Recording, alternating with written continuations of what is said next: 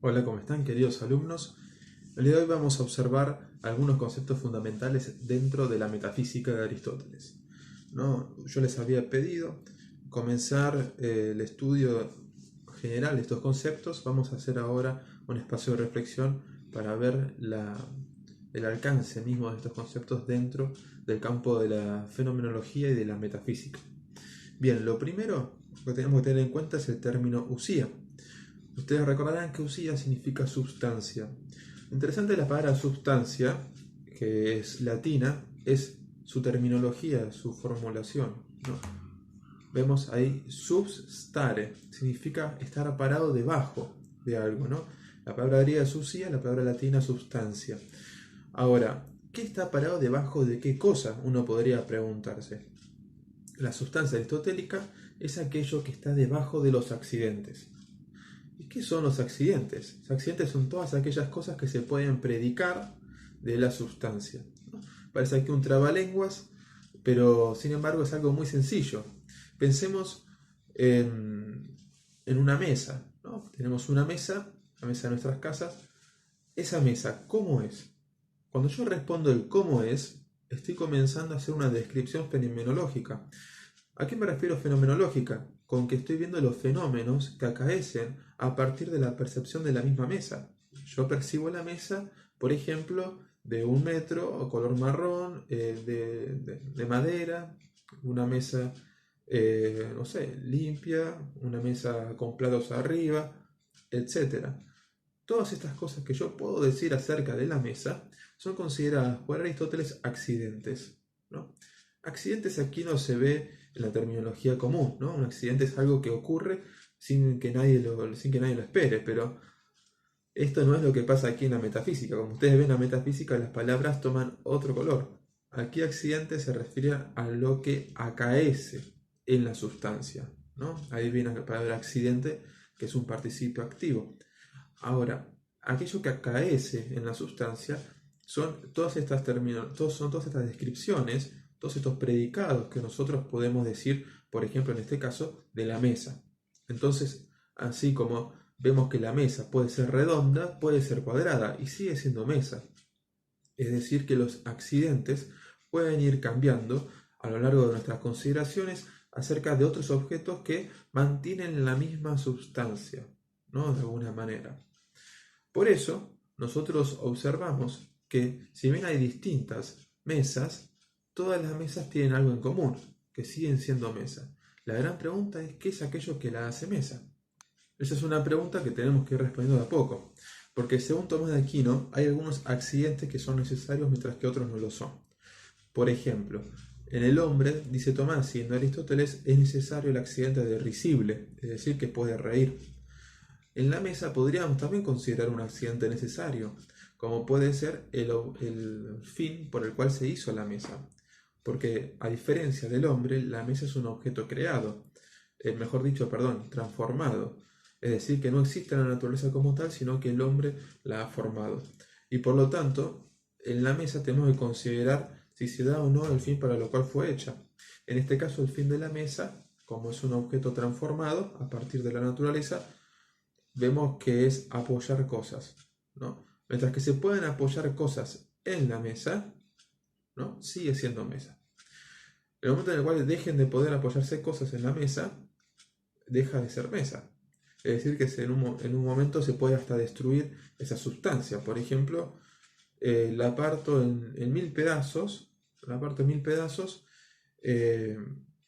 para hacer, no sé, otra cosa, o con el comienzo de destruirla para crear un cuadro, ¿no? Le saco las patas y hago un cuadro. De hecho, hay una tradición que dice que una de las advocaciones de María está pintada sobre el cuadro de la Sagrada, sobre la mesa de la Sagrada Familia, ¿no? Ahí deja de ser mesa para pasar a ser cuadro, por ejemplo. Entonces, lo que tenemos aquí es un cambio sustancial porque el accidente necesario para que determinada sustancia sea tal ha desaparecido. Entonces, los accidentes, si bien parecieran ser no tan importantes, sin embargo lo son, ¿no? Porque nos dan a conocer la sustancia. Y ahora, entre todas estas preguntas, todas estas aseveraciones, cabe la otra afirmación de la sustancia. ¿Qué es esa sustancia que tanto estamos nombrando? La sustancia, podríamos decir, en un punto, después vamos a aclarar un poquito de esto y vamos a definir con mayor precisión, es lo que es, ¿no? Es lo que es, no lo que está cambiante, no lo que se dice de una cosa, sino lo que es.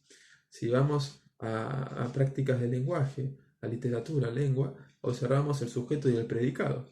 Pues bien, acá en la mesa, por ejemplo, es el sujeto de quien se predican ciertas cosas, ciertas notas. Por eso, en este caso, la mesa es la sustancia, mientras que ser de madera, redondo, cuadrada, son accidentes varios que se dicen de la misma mesa, ¿no? De esta manera, nosotros conocemos la mesa a partir de sus accidentes y podemos hasta en un punto llegar a una definición de mesa a partir de la finalidad de la misma, ya que es un objeto transformado.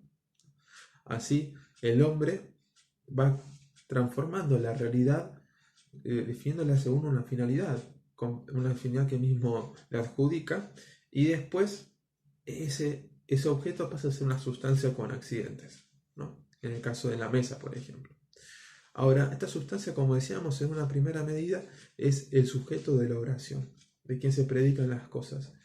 La gran pregunta aquí es, ¿las sustancias son particulares o no? Y aquí es donde Aristóteles hace una distinción que tiene cierto arraigo en el eidos platónico. ¿Se acuerdan? En la idea platónica. Él va a hablar de sustancia segunda y sustancia primera. Para la sustancia primera, como ustedes habrán leído seguramente, van a encontrar que él menciona lo que nosotros podríamos decir esta mesa, ¿no? Por ejemplo, esta mesa es una sustancia primera de la cual se predica, por ejemplo, que sea redonda. Ahora, yo sé que hay mesas que no son redondas. Entonces, ahí Aristóteles habla de una deuterousía, ¿no? Una segunda sustancia, en el sentido de que yo puedo abstraer la idea de mesa y llegar a decir, esta mesa es esta mesa, esa mesa es esa mesa, pero ambas son mesas. En otras palabras, estoy aquí creando un género y diversas especies dentro del mismo género, ¿no? Como han visto en la lógica aristotélica. Por eso podríamos ya la consideración de que la sustancia primera tiene una existencia real, que de hecho nosotros observamos elementos de los cuales se predican ciertas cosas. Mientras que la sustancia segunda, que referíamos un poco al eidos platónico, tiene una existencia de razón. ¿Por qué? Y porque en realidad esa abstracción conceptual no existe, existe solamente en el pensamiento, ¿no? No es que existe la mesa, sino que existen las mesas en plural. Por este motivo, no podemos considerar la sustancia segunda como algo real, ¿no? Y de esto podemos hacer inclusive una crítica a Aristóteles de por qué se dejó llevar por las influencias de su maestro. Lo que pasa es que a nivel lógico era necesario inclusive poder llegar a esta sustancia segunda. ¿Por qué? Porque si no, no podríamos hacer ciencia, ¿no? ¿Por qué les digo esto? Es sencillo. Piensen por lo menos en los veterinarios, ¿no? O en los seres humanos. Piensen en los médicos, ¿no? Los médicos estudian el cuerpo humano. Sin embargo, no todos los cuerpos humanos son iguales. Mejor dicho, ninguno es igual a otro. Y no hablo solamente de cómo se ve por afuera, sino también hablo de la disposición de adentro. ¿Por qué les digo esto? Porque es imposible, por ejemplo, armar un mapa de los órganos dentro del cuerpo humano que sea igual en todos los seres humanos por la disposición o el movimiento o inclusive el tamaño de cada uno de los órganos, ¿no? Uno puede tener pulmones un poquito más grandes, un poquito más chicos que otra persona, un poquito para la izquierda, un poquito para la derecha. Es decir, en este punto podemos llegar a una opinión general, más o menos, casi 98% exacta, de cómo están ubicados los órganos en todas las personas, pero es imposible, viendo uno de estos mapas, uno de estos dibujos del cuerpo humano con sus órganos, decir que son todos idénticos a este dibujo, ¿no? Como por decir, los mapas a escala, que uno, por ejemplo, toma un centímetro igual a no sé cuántos kilómetros, ¿no? Esto no se puede aplicar en el hombre, por ejemplo, porque somos todos distintos. En cambio, de Argentina hay una sola Argentina y se puede predicar una sola cosa de Argentina, ¿no? En cuanto a que medimos la escala. En cambio, los hombres somos todos distintos. Ahora, ¿qué pasa entonces con la medicina? ¿No? Porque Aristóteles decía que la ciencia solamente es ciencia de lo universal, no de lo particular. No podemos hacer ciencia de Pepe y de José, tenemos que hacer ciencia del hombre. No puede un hombre, una persona dedicar muchos años de su vida a estudiar el cuerpo de José o de Pepe, sino que tiene que estudiar al hombre en general. Entonces tiene que estudiar estos dibujos, estos esquemas de la disposición de los órganos dentro del cuerpo humano. Y al hacer esto, esta persona está estudiando una sustancia segunda. ¿Por qué? Porque no es real. No es real. Pero me puede decir, pero profesor, si eso se aplica en todos los hombres, sí, ciertamente, pero como le dije antes, la medida de los órganos, la disposición de los órganos, en el sentido que puede estar 1 milímetro más para la derecha, 1 milímetro más para la izquierda, es distinta y cambia y es variante. Y esto quiere decir que en definitiva ninguno de esos mapas, ninguno de esos dibujos es real. No es real en cuanto que no se aplica a cada individuo concreto. Por este motivo, nosotros nos arraigamos en el realismo diciendo, bueno, la sustancia primera tiene existencia real y se manifiesta por medio de los accidentes. En cambio, la sustancia segunda ya no.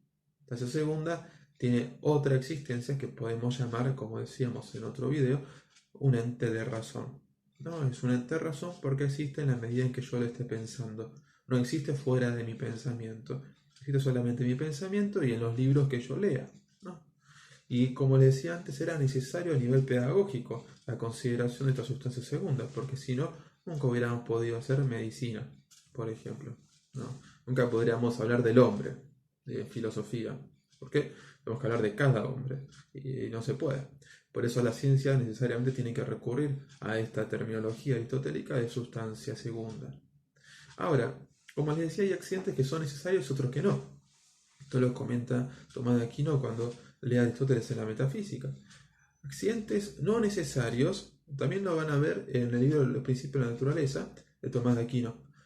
Los accidentes no necesarios son aquellos que pueden cambiar sin modificar la sustancia, ¿no? En el sentido de que ustedes no son los mismos desde que nacieron hasta el día de hoy. Fueron, por ejemplo, ganando medidas, son cada vez más altos, ¿no? Cada vez más flacos, cada vez más gordos, cada vez más inteligentes, cada vez, no sé, pueden variar muchísimas cosas. Inclusive el peinado que usen hoy cambia el día de mañana y todo el tiempo los accidentes van manifestando una cosa. ¿Y cuál es esa cosa? Que estamos en un movimiento constante, nosotros seres humanos, ¿no? Y que la manifestación accidental es necesaria para nosotros porque inclusive ayuda a poder entablar una comunión con el otro. Ustedes piensen que cada vez que hablan con otra persona existe allí una manifestación accidental. ¿Por qué? Porque la otra persona me percibe. No ve mi esencia, sino que me percibe, ¿no? Y con esencia me refiero a aquello que me hace más propiamente mí mismo, ¿no? De hecho, habrán visto también que la sustancia segunda en un punto refería a ley 2 platónico, pero también puede ser tomado como la esencia en cuanto a la naturaleza de la cosa, ¿no? Porque, ¿qué nos hace a nosotros propiamente seres humanos? La naturaleza humana. Pero la naturaleza humana existe en sí misma, ¿no? Está aplicada en cada uno de nosotros y existe en tanto y en cuanto nosotros existimos, ¿no? Porque no existe naturaleza sin el hombre. Naturaleza humana. Ahora, ¿a qué nos referimos con esto que tenemos todos en común? Acá hay algo que es esencial que hace a cada uno de nosotros seres humanos. Y es una consideración, no en este caso de razón en el sentido de que no es existente en la realidad, sino que es una consideración real porque cada uno de nosotros percibe en el otro ciertas características que no son comunes. Por ejemplo, lo risible, como veíamos antes, que todos tenemos la capacidad de reír, si bien no lo hacemos todo el tiempo, tenemos esa capacidad que por lo tanto nos permite a nosotros asimilarnos a la persona que tenemos delante. Y de esta manera, a través de la manifestación accidental, puedo recurrir a la consideración de que la otra persona es, por lo tanto, una persona, ¿no? Por este motivo les decía que la sustancia y el accidente son dos términos importantísimos dentro de la metafísica que nos van a ayudar a lo largo de todas nuestras consideraciones sucedáneas. Por este motivo es necesario que estudien muy bien lo que es la sustancia y el accidente y lo sigan haciendo por su cuenta. Como ustedes ven, la aplicación que se da en la vida real, ¿no? Podemos decir, mejor dicho, en la vida cotidiana, es constante. Es constante. Inclusive se da en las materias como nombrábamos anteriormente, lengua, ¿no? Literatura, en las cuales ustedes analizan sujeto y predicado, como por decir así, sustancia y accidente. Bueno, dejemos aquí, los veo en otro video, hasta luego.